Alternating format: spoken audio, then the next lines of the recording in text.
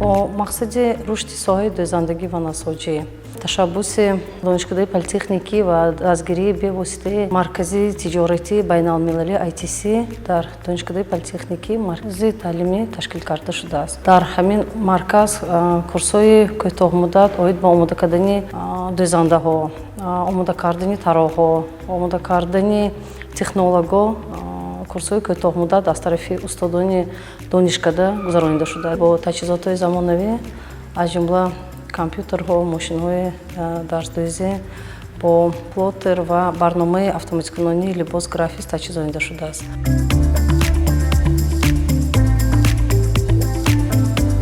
дар аввали ташкили курсҳо мутахассисон аз хориҷии кишвар даъват шуданд, онҳо курсҳои нав гузаронданд бо истифодаи барномаҳои графис, таҳризии либоси занона, либоси мардона, бо барномаи графис, бо барномаҳои автокад, технологияи дӯхтани либоси замонавӣ бо истифодаи усулҳои нав.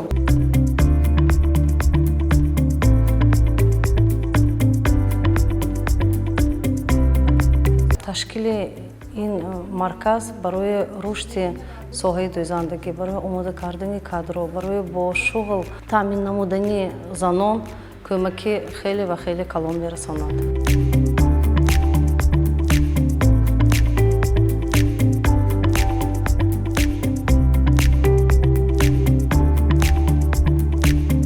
тӯли 3 сол аст ки дар ин маркази дӯзандагӣ ва графики барноми графис ҳунар омӯхта истодаам. ҳамаи он донишҳое ки дар дарсҳои ихтисосӣ мо мегирем, онҳоро такмил дода истодаам.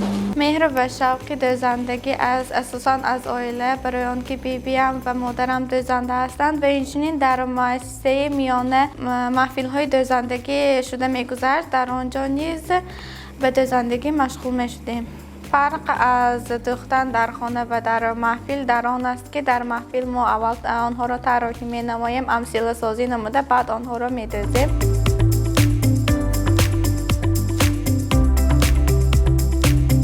таваҷҷӯҳи занҳои хонанишин низ зиёд гардидааст.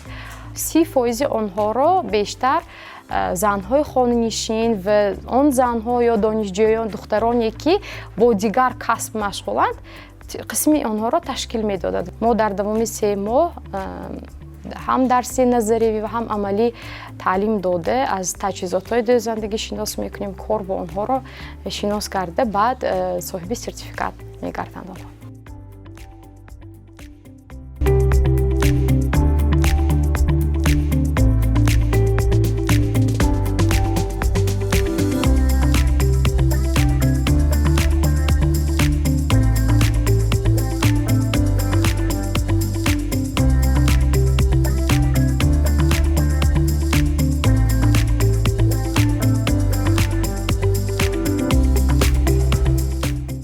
вазорати санъат ва технологияи нави ҷумҳурии Тоҷикистон барои дастгирии соҳаи нассоҷӣ ва дӯзандагӣ ки аз лӯҳаи байналмилалии дастгирии нассоҷӣ ва дӯзандагӣ ки бо дастгирии ҳукумати Швейтсария ба роҳ монда шуд, миннатдории хешро иброз менамояд.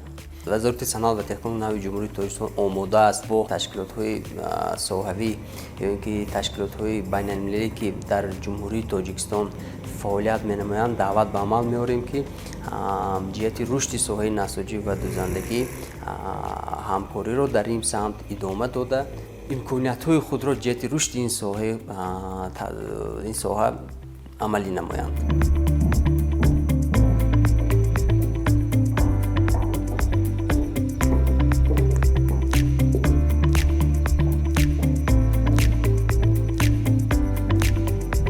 To start with, you need to know that I'm a little bit of a fashion addict. Therefore, this project of GTEX is especially close to my heart. We are very much proud of the results that have been achieved.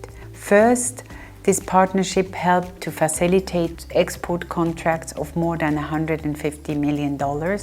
Second, we maintained more than 3,000 jobs every year, mainly for women. Third, we supported the creation of hundreds of new jobs and an increase of the salary on an annual basis. This sector has all chances and opportunities to thrive in Tajikistan. And I'm convinced that clothing products made in Tajikistan can gain foreign markets and clients' hearts like it did with mine.